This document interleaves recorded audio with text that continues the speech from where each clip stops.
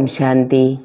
കഴിഞ്ഞ ക്ലാസ്സിൽ നമ്മൾ പഠിച്ചു, നമ്മളുടെ 3 ലോകങ്ങൾ ഏതൊക്കെയാണെന്ന് മനസ്സിലാക്കി, ഇതൊരു ഡ്രാമയാണെന്ന് മനസ്സിലാക്കി, നാടകത്തിൽ പാർട്ട് അഭിനയിച്ച് കഴിഞ്ഞ് തിരിച്ച് നമ്മുടെ വീട്ടിലേക്ക് പോകണമെന്നും നമ്മൾ മനസ്സിലാക്കി. ഇന്ന് നമ്മൾ ഈ സൃഷ്ടിയെ ഒരു ചക്രത്തിനോട് ഉപമിക്കുകയാണ്.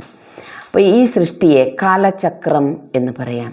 അപ്പം നിങ്ങൾക്കറിയാലോ, നമ്മൾ ഓരോ മനുഷ്യൻ്റെ ജീവിതത്തിനും 4 ഭാഗങ്ങളുണ്ട് അല്ലേ? നമ്മൾ പറയുക ബാല്യം, കൗമാരം, യൗവനം, വാർദ്ധക്യം എന്ന് പറയുന്നു.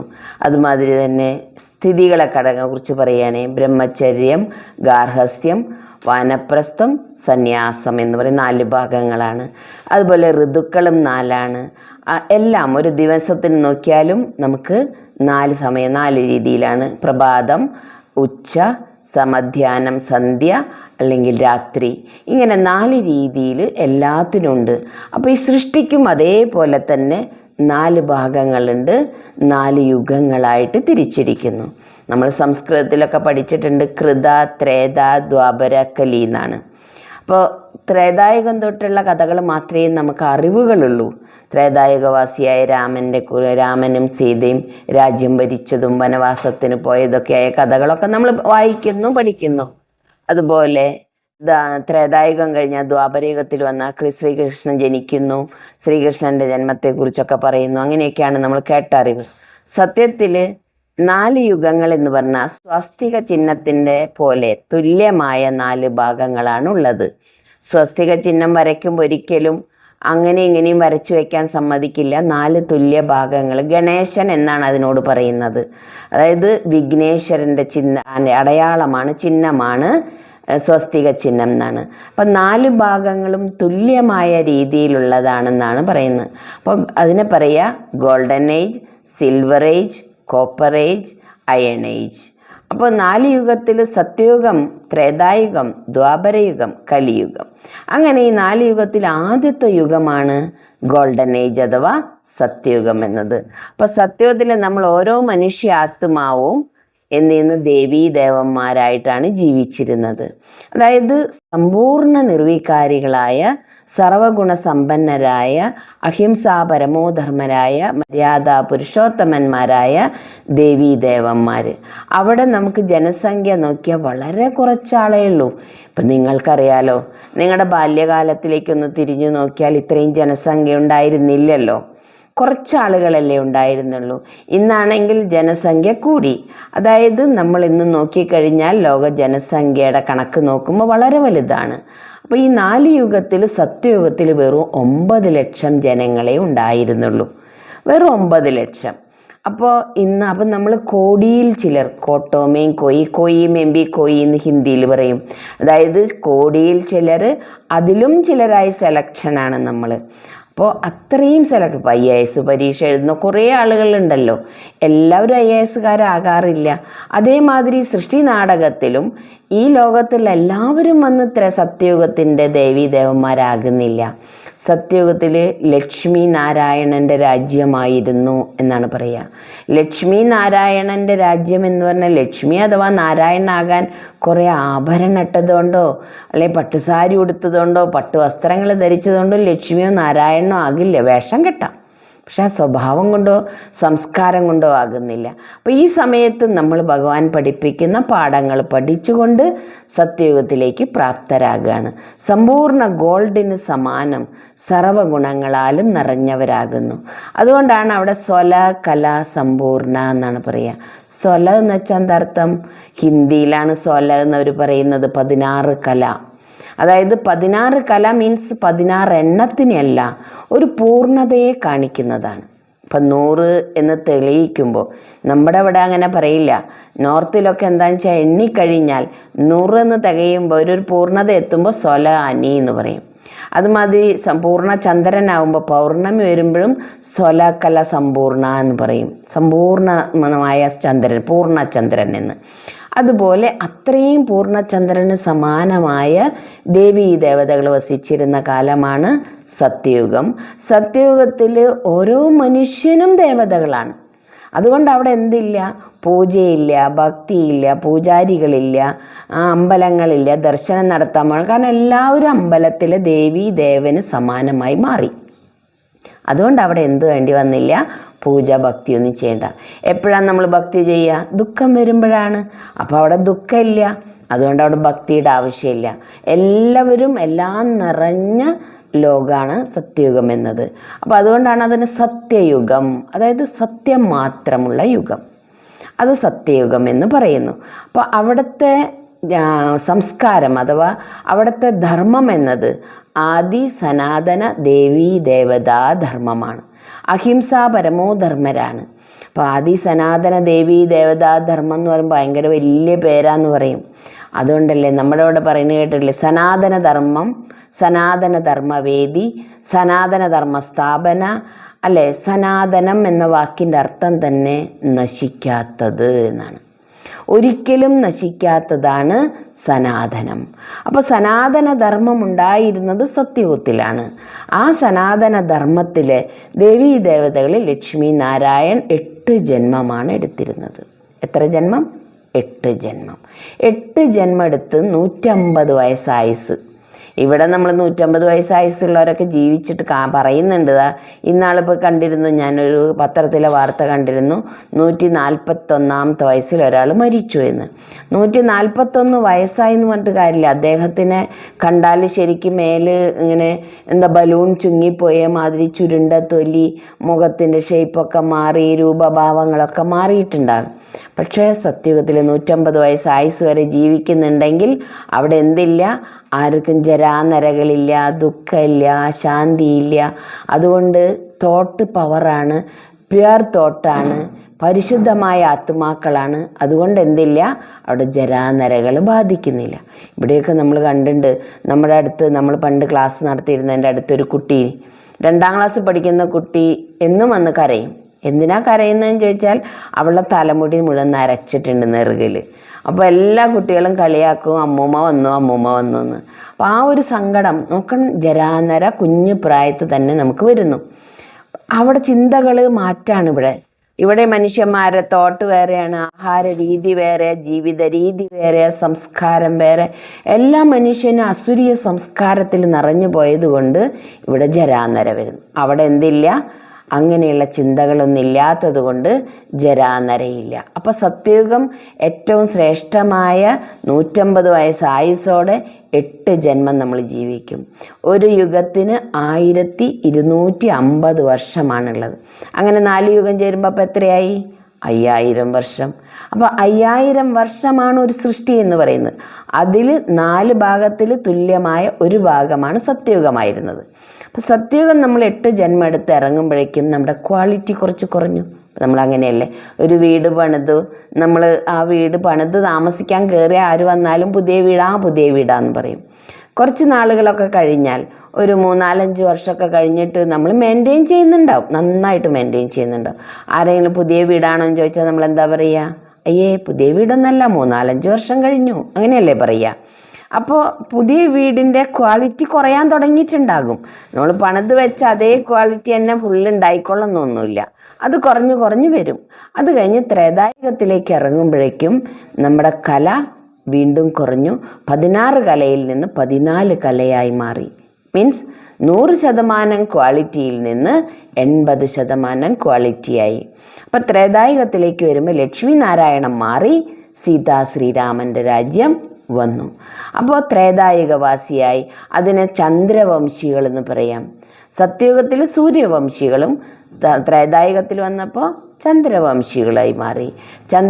സൂര്യവംശികളായ ദേവീ ദേവതകളാണ് കൃഷ്ണൻ്റെ കാണിക്കുന്നത്. ലക്ഷ്മി നാരായൺ കൃഷ്ണൻ്റെ കയ്യിൽ എപ്പോഴും ഓടക്കുഴലും രാമൻ്റെ കയ്യിൽ എപ്പോഴും അമ്പും വില്ലുമാണ് കാണിക്കുന്നത്. അല്ലെ, ത്രേതായുഗവാസി എന്ന് പറയുമ്പോൾ ക്ഷത്രിയൻ എന്നല്ലേ പറയുന്നത്. ക്ഷത്രിയന്മാരെപ്പോഴും യുദ്ധം ചെയ്യുന്നവരെന്നല്ലേ പറയുക. സത്യത്തിൽ ത്രേതായുഗവാസിയായ രാമൻ യുദ്ധം ചെയ്യാൻ പോയിട്ടൊന്നുമല്ല, അതങ്ങനെ ഒരു അടയാളം മാത്രം കാണിക്കുകയാണ്. അവരും ദേവീ ദേവതകൾ തന്നെയാണ്. സുഖവും ശാന്തിയും സമ്പന്നതയൊക്കെ നിറഞ്ഞ് ജീവിച്ചിരുന്നവരാണ്. പക്ഷെ ക്വാളിറ്റി കുറച്ച് വ്യത്യാസം വന്നു എന്ന് മാത്രം. 100% എന്നുള്ളത് 80%ആയി, 16 കല എന്നുള്ളത് 14 കലയായി, ജന്മം 12ആയി, ആയുസ് 120ആയി. അപ്പം നമുക്കറിയാലോ, ആയുസ് കുറയും തോറും ജന്മങ്ങൾ കൂടുന്നു. കാരണം ജനിക്കുക മരിക്കുക എന്നുള്ളതിലേക്ക് മാറുകയാണല്ലോ. അപ്പോൾ ത്രേതായുഗത്തിലും പക്ഷെ 120 വരെ ആയുസ്സോടെ യുവാവായിട്ട് തന്നെയാണ് ജീവിക്കുന്നത്. ആർക്കും ജരാനരയൊന്നും അവിടെയും വന്നിട്ടൊന്നുമില്ല. പറയുന്നുണ്ട് ത്രേതായുഗവാസി രാമൻ്റെ സീതയെ രാവണൻ കട്ടുകൊണ്ടുപോയിന്ന്. അത് ഏത് സീതേനെയാണെന്ന് ചോദിച്ചാൽ അറിയില്ല. 12 ജന്മം എടുക്കുന്നുണ്ടല്ലോ. അപ്പോൾ 12ാമത്തെ സീതേനെ ആയിരിക്കും കൊണ്ടുപോയിട്ടുണ്ടാകുക. അതായത് ആത്മ എപ്പോഴാണോ തമോ പ്രധാന അവസ്ഥ അതാണ് സീത എന്നുള്ള ലെവലിലേക്ക് മാറിയത്.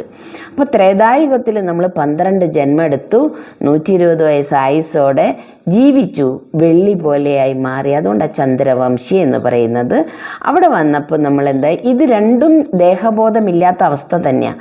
അപ്പം അതിനെയാണ് ഒരു സൃഷ്ടിയുടെ പകുതി ഭാഗം ബ്രഹ്മാവിൻ്റെ പകല് എന്ന് വിശേഷിപ്പിക്കുന്നത്.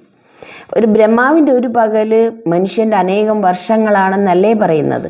അപ്പം ബ്രഹ്മാവിൻ്റെ പകലാണ് ദേഹബോധമില്ലാത്ത ആത്മബോധത്തിലിരിക്കുന്ന ദേവീ ദേവതകൾ വസിച്ചിരുന്ന കാലം. അതാണ് സത്യയുഗം. ത്രേതായുഗം 2500 വർഷം. ഇത് കഴിഞ്ഞ് ദ്വാപരയുഗം വന്നു. അപ്പം ദ്വാപരയുഗം വന്നപ്പോൾ ദ്വയമായി മാറി. അതുവരെ ഈശ്വരനോ ഞാനോ വേറെ വേറെ എന്നുള്ള ചിന്തയില്ല. ഈശ്വരനെ ഭജിക്കുന്നോ പൂജിക്കുന്നോ ഒന്നും ചെയ്യുന്നില്ല.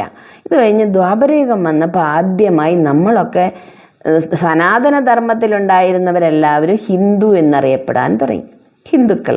അപ്പം നമ്മുടെ അവിടെ എന്താ, ഹിന്ദുസ്ഥാനിൽ വസിക്കുന്നവനെ ഹിന്ദു എന്നാണ് പറയുന്നത്. അപ്പോൾ ഹിന്ദു എന്ന് പറയുമ്പോൾ ശരിക്കും സനാതന ധർമ്മവും ഹൈന്ദവ ആചാരങ്ങളുമാണ് ഉണ്ടായിരുന്നത്. അത് പിന്നെ ധർമ്മം വന്നത് ആദ്യം ഇബ്രാഹിം വന്നു, ഇസ്ലാം ധർമ്മം സ്ഥാപനം ചെയ്തു. അത് കഴിഞ്ഞ് കുറച്ച് കഴിഞ്ഞപ്പോഴേക്കും ബുദ്ധൻ വന്നു, ബുദ്ധധർമ്മം സ്ഥാപനം ചെയ്യുന്നു. പിന്നെ എന്ത് ചെയ്തു, ക്രിസ്തു വന്ന് ക്രിസ്തു ധർമ്മം സ്ഥാപനം ചെയ്യുന്നു.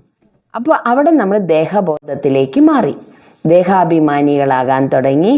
ആദ്യമായി സോമനാഥ ക്ഷേത്രം കെട്ടി പൂജ ആരംഭിക്കുകയാണ്. ശിവലിംഗ പ്രതിഷ്ഠ ചെയ്ത് പൂജിക്കും. പക്ഷെ സോമനാഥ ക്ഷേത്രം ഒരെണ്ണേ നമ്മൾ കാണുന്നുള്ളൂ. അപ്പോൾ സത്യയുഗ ത്രേതായുഗത്തിലുണ്ടായ ദേവതകളൊക്കെ ഇറങ്ങി വന്ന് അവർ ഓരോരുത്തരും അവനവൻ്റെ കൊട്ടാരത്തിൽ പണിതുണ്ടാകുമല്ലോ. ഒന്നു മാത്രം മോഡൽ നമ്മൾ കണ്ടുകൊണ്ടിരിക്കുന്നു. അപ്പം അത്രയും സമ്പന്നതയിലുണ്ടായിരുന്ന നമ്മൾ, എല്ലാം സമ്പന്നമായിരുന്ന നമ്മുടെ ദേഹബോധത്തിൽ വന്നു.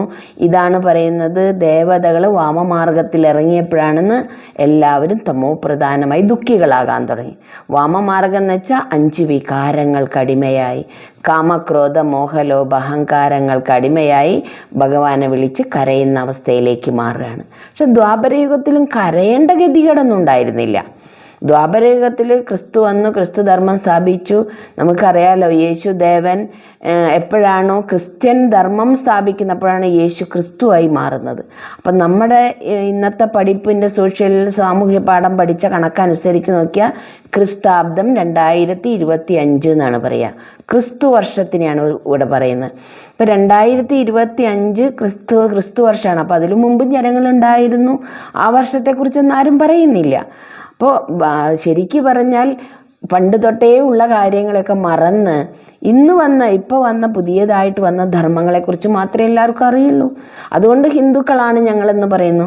നിങ്ങൾ ദേവതാ ധർമ്മത്തിൻ്റെയാണ്, സനാതന ധർമ്മമാണെന്നൊന്നും പറഞ്ഞാൽ ആരും മാനിക്കുന്നില്ല.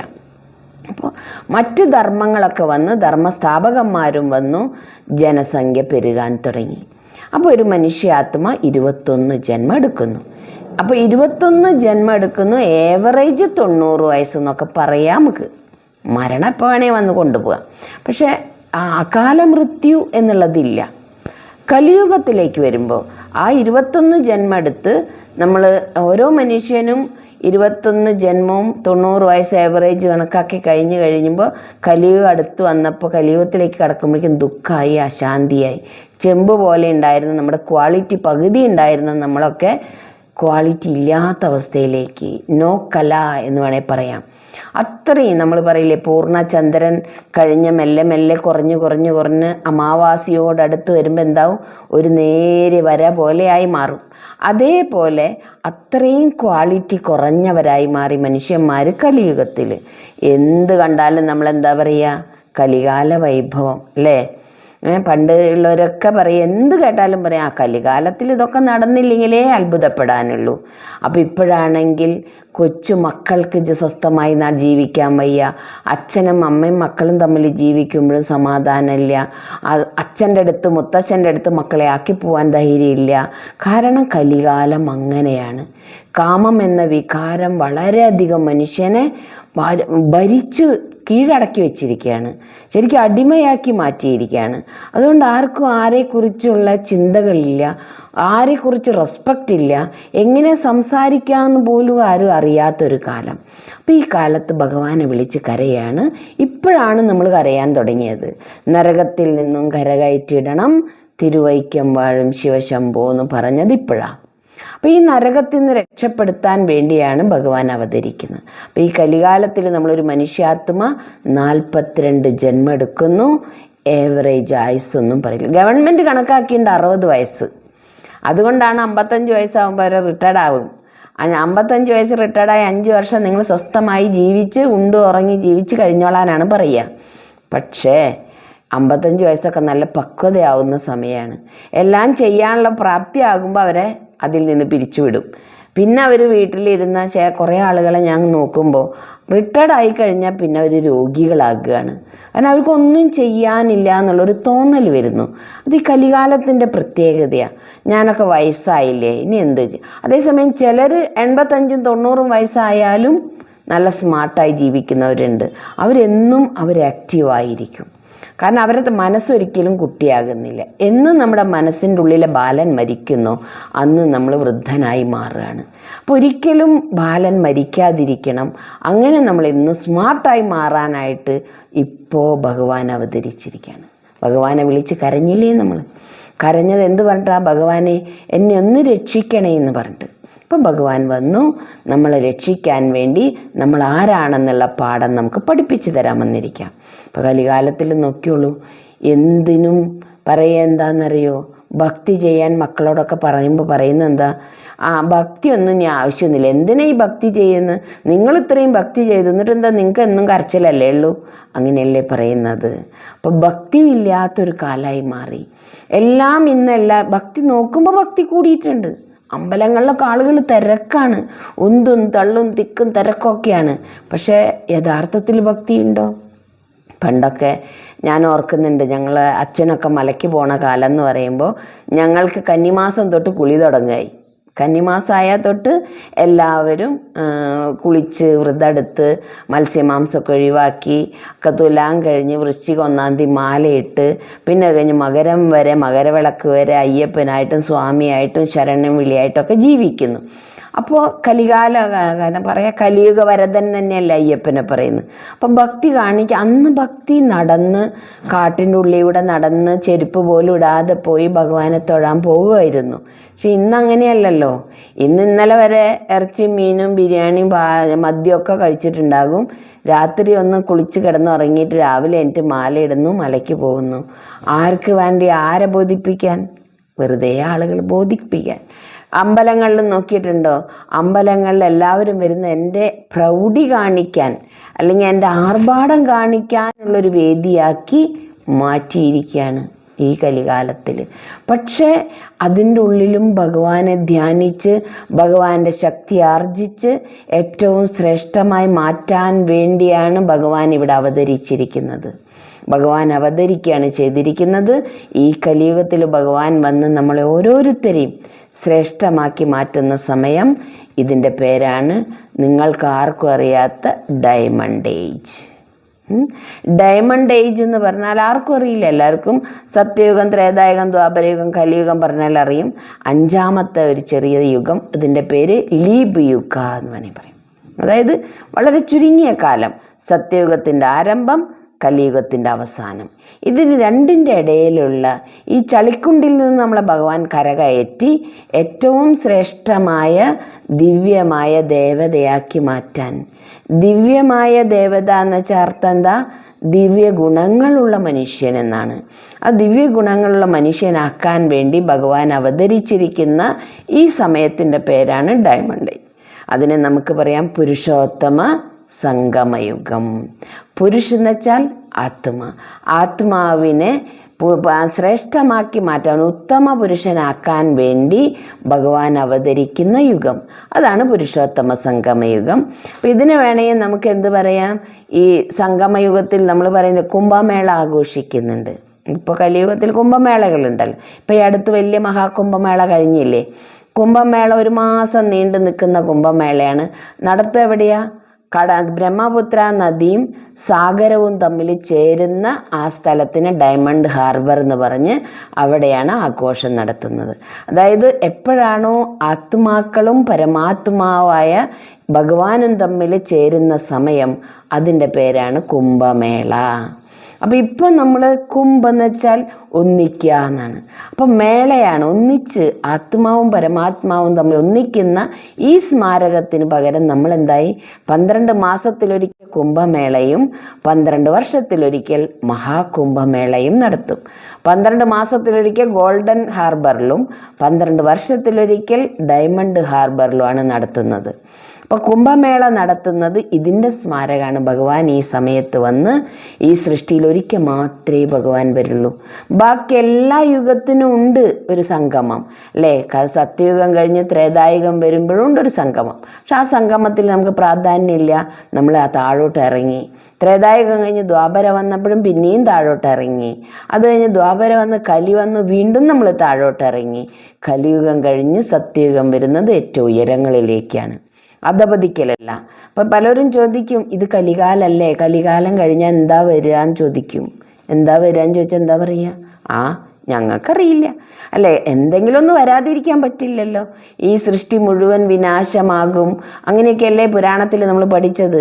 സൃഷ്ടി മുഴുവൻ വിനാശം വന്ന് വെള്ളം വന്ന് മൂടി, അതിൻ്റെ മേലെ ഒരു ആലിലയിൽ ശ്രീകൃഷ്ണൻ വിരൽ കടിച്ച് കിടക്കുന്നു, ശ്രീകൃഷ്ണനിലൂടെ ലോകം ഉണ്ടാകും അങ്ങനെ പറയുന്നു. ഹിന്ദുക്കളൊക്കെ അങ്ങനെ പറയും. ക്രിസ്ത്യാനികൾ പറയുന്നത് എന്താണ്, ലോകം മുഴുവൻ വെള്ളം വന്ന് മൂടും, അപ്പോൾ പേടകം, ഒരു യേശുവിൻ്റെ പേടകം വരും. ആ നോഹയുടെ പേടകം എന്നാണ്. ആ നോഹയുടെ പേടകത്തിൽ എല്ലാ ജീവജാലങ്ങളുടെയും ഓരോ ജോഡിയെ വെച്ച് ഒരു തുരുത്തിൽ പോയി നിന്നിട്ട് അവിടെ നിന്ന് വീണ്ടും സൃഷ്ടി ഉണ്ടാകും. എല്ലാവർക്കും ഒന്നല്ലെങ്കിൽ വേറൊരു തരത്തിൽ വ്യത്യസ്തമായ രീതിയിൽ പറയുന്നു. പക്ഷെ അങ്ങനെ മുഴുവൻ ലോകം വെള്ളത്തിൽ വന്ന് മൂടി ജലമയമായി മാറിയിട്ട് ഒരാളിൽ നിന്നൊന്നും ഉണ്ടാകില്ല. അപ്പോൾ സൃഷ്ടിയുടെ ഒരു പരിവർത്തനത്തിൻ്റെ സമയമാണിത്. അന്തിമ സ്റ്റേജാണ്. ഈ സംഗമയുഗത്തിൽ നമ്മൾ നമ്മുടെ ശരീരവും മനസ്സും ധനവും സമയവും ശ്വാസവും സങ്കല്പവും എല്ലാം ഈശ്വരീയ കാര്യത്തിൽ സമർപ്പിച്ച് ഈശ്വരൻ്റെ കൂടെ ജീവിച്ച് ശ്രേഷ്ഠമാക്കി മാറ്റി നമ്മളുടെ ധനം പുണ്യമാക്കണമെങ്കിൽ, നമ്മുടെ ധനം ശ്രേഷ്ഠമാക്കണമെങ്കിൽ നമുക്ക് തീർച്ചയായും നമ്മളതിനെ പുണ്യകാര്യത്തിന് ഉപയോഗിച്ചേ പറ്റൂ. ഇത് പറയുമ്പോൾ സിസ്റ്റർ ഒരു കഥ പറഞ്ഞുതരാം. ആ കഥ എന്താണെന്ന് വെച്ചാൽ, ഒരു സ്ഥലത്ത് ഒരു വലിയ സേട്ടുണ്ടായിരുന്നു. ആ സേട്ടിന് ആഗ്രഹം എന്താ, എപ്പോഴും പണം ഉണ്ടാക്കണം. കോടാനുകോടിപതിയാണ്, അത്രയും പണമുണ്ട്. പക്ഷെ സേട്ടിൻ്റെ പ്രത്യേകത എന്താണെന്ന് വെച്ചാൽ, എപ്പോഴും സ്വാമിമാരുടെ പ്രവചനങ്ങൾ ഇങ്ങനെ കേൾക്കും. അപ്പോൾ ഒരു ദിവസം കാറിൽ യാത്ര ചെയ്യാൻ കയറിയിരുന്ന് കാർ ഓൺ ചെയ്തപ്പോൾ പ്രവചനം തുടങ്ങി. ഒരു സ്വാമിജിയുടെ പ്രവചനമായിരുന്നു. അപ്പോൾ സ്വാമിജി പ്രവചനം ചെയ്യുന്നതിൽ പറയുകയാണ്, നിങ്ങൾ എന്തുണ്ടാക്കിയിട്ടും കാര്യമില്ല, ഈ ലോകത്ത് ഒരു ധനവും നിങ്ങളുടെ കൂടെ വരില്ല, നിങ്ങളുടെ ബന്ധുമിത്രാദികളും വരില്ല, ആരും ഒന്നും നിങ്ങൾക്ക് കൊണ്ടുപോകാൻ കഴിയില്ല, നിങ്ങളുടെ ശരീരം പോലും നിങ്ങൾക്ക് കൊണ്ടുപോകാൻ കഴിയില്ല. അപ്പോൾ അതുകൊണ്ട് നിങ്ങൾ എന്ത് ചെയ്യണം, നിങ്ങൾക്ക് ഈ ലോകത്ത് വലിയ ആ പണത്തിനോട് ആർത്തി കാണിക്കരുത്. അപ്പം ഇത് കേട്ടപ്പോൾ ഈ സ്വാമി അയാൾക്ക് വലിയ പണക്കാരനായ സേട്ടിന് ഒരാഗ്രഹം, ഞാൻ ഉണ്ടാക്കിയത് മുഴുവൻ ഞാൻ കൊണ്ടുപോയേ ഇരിക്കൂ. അങ്ങനെ ഒരു ചിന്ത വന്നു. അങ്ങനെ സേട്ട് എന്ത് ചെയ്തു, അവരുടെ കമ്പനിയിലെല്ലാവരും മീറ്റിംഗ് വിളിച്ചു. എന്തിനാ മീറ്റിംഗ് വിളിച്ചതെന്നറിയോ? ഈ മീറ്റിംഗ് വിളിച്ചിരിക്കുന്നത് എന്താണെന്ന്. അപ്പോൾ എല്ലാവർക്കും പേടിയായി, എന്തിനാണ് സേട്ട് മീറ്റിംഗ് വിളിച്ചിരിക്കുന്നത്, മുതലാളി മീറ്റിംഗ് വിളിച്ചിട്ടുണ്ടല്ലോ, എന്താ സംഭവിക്കുക, എന്താ കാര്യം എന്നറിയില്ലല്ലോ, പെട്ടെന്നൊരു മീറ്റിംഗ്. മീറ്റിംഗ് കഴിഞ്ഞപ്പോൾ മീറ്റിംഗ് കൂടിയിട്ട് പറഞ്ഞ്, ഞാൻ വേറെ ഒന്നിനുമല്ല മീറ്റിംഗ് വിളിച്ചിരിക്കുന്നത്, നിങ്ങളെല്ലാവരും എനിക്കൊരു ഉപദേശം തരണം. എന്ത് ഉപദേശം എന്നറിയോ? ഞാൻ ഉണ്ടാക്കി വെച്ച സമ്പാദ്യം മുഴുവൻ ഞാൻ പോകുമ്പോൾ കൊണ്ടുപോകണം. അതിനെന്താ വഴി എന്ന് പറഞ്ഞ് തരാൻ പറയാം. അങ്ങനെ സേട്ട് ഒരാഴ്ച സമയം കൊടുത്തു.